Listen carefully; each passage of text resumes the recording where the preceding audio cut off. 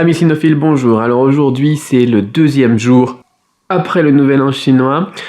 C'est là où nous, dans le sud de la Chine, en tout cas à Guiyang, on commence à sortir pour aller rendre visite à la famille, aux proches, etc. J'en ai déjà parlé un petit peu hier. Et aujourd'hui, on en profite pour faire d'une pierre deux coups, c'est-à-dire qu'on va aller voir la marraine de notre fille, et je vais vous montrer comment est-ce qu'on devient marraine. Enfin, c'est pas vraiment marraine au sens religieux chrétien du terme, c'est vraiment, c'est marraine, mais au sens chinois du terme, quoi. Et il y a aussi toute une tradition pour cela. Alors, eh bien, je vais vous emmener avec moi pour vous montrer un petit peu tout ça. Et aujourd'hui, il fait encore super beau. Où est-ce que j'ai foutu mon café encore? Out.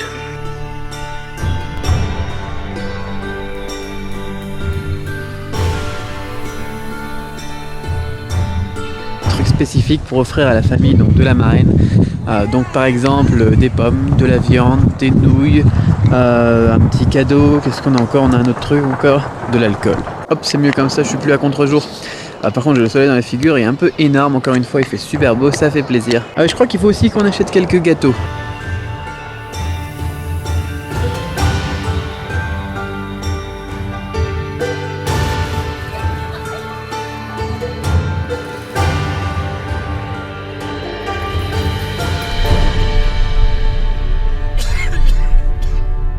Et voilà encore une grosse journée de passée. Alors j'ai noté pas mal de choses, donc parce qu'il faut bien séparer bien tout ce qui est Nouvel An chinois, parce qu'on est le deuxième jour de Nouvel An chinois, on a 15 jours de fête, et donc tout ce qui est donc parrain marraine.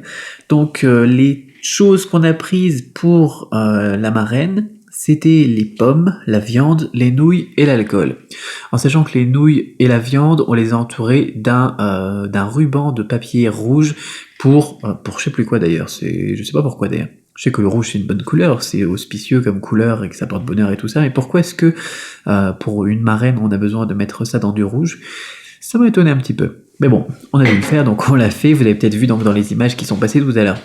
Ensuite, donc on a pris du lait, des biscuits et un petit cadeau, ça c'était en plus. Donc le petit cadeau c'est parce que ce sont des amis, et le lait et les gâteaux c'est pour le Nouvel An chinois, parce qu'on ne peut pas aller rendre visite aux gens et leur souhaiter la bonne année les mains vides. Donc généralement on prend une caisse de fruits, on prend une caisse de lait, on prend une caisse de quelque chose, et on va jamais chez quelqu'un les mains vides. Voilà. Faut savoir qu'en règle générale, en Chine, on va jamais chez quelqu'un les mains vides. C'est pas seulement pour le Nouvel An chinois. Toujours avoir un petit cadeau, un petit truc. Voilà. C'est une habitude que certains Français ont. Je l'ai déjà vu en France. Et c'est vraiment quelque chose qui fait son effet quand on le fait systématiquement.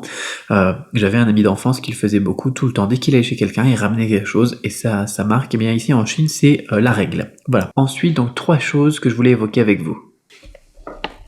Première chose. Alors la première chose, c'est que en Chine, la marraine et le parrain, généralement, ce sont des époux.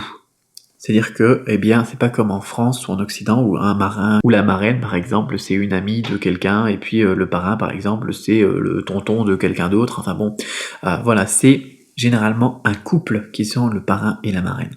Deuxième chose, c'est que on considère quand quelqu'un devient marraine ou parrain, il va vraiment faire partie de la famille à part entière. Et donc, il va aussi appeler les gens de la famille, eh bien, comme si c'était quelqu'un de sa famille aussi. Donc, ça devient un petit peu compliqué, mais bon, officieusement, c'est pas vraiment officiel comme truc, il n'y a pas de papiers qui sont signés ou des trucs comme ça, comme en Occident, comme en France.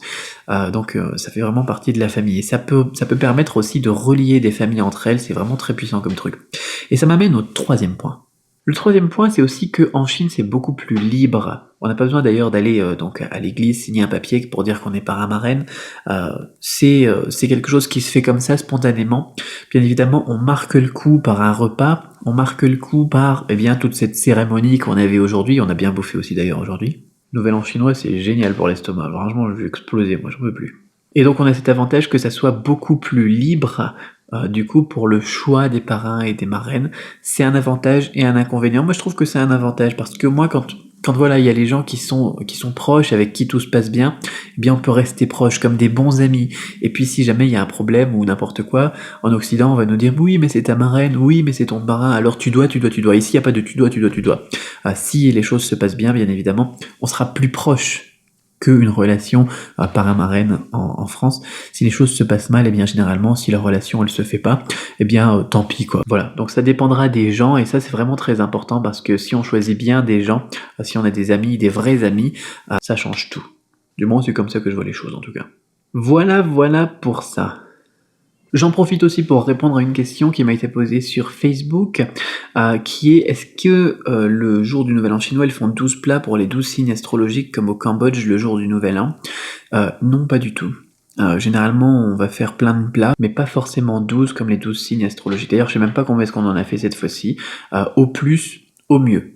Ce qui est vraiment important, c'est d'avoir au moins un poisson. J'ai expliqué pourquoi dans la vidéo d'hier aussi. D'avoir au moins un poulet, une soupe de poulet, d'avoir de la viande, pourquoi pas donc du légume, et après on peut varier un petit peu les plaisirs en fonction des goûts, en fonction des régions, en fonction des ethnies, etc. Mais généralement on aura toujours voilà une soupe, un poisson c'est obligatoire, une soupe, et ensuite voilà ça variera. Et comme je vous le disais, par exemple dans le nord de la Chine ils ont des raviolis, mais généralement ils vont aussi faire un poisson et une soupe, généralement une soupe de poulet là aussi. Voilà donc pour les plats.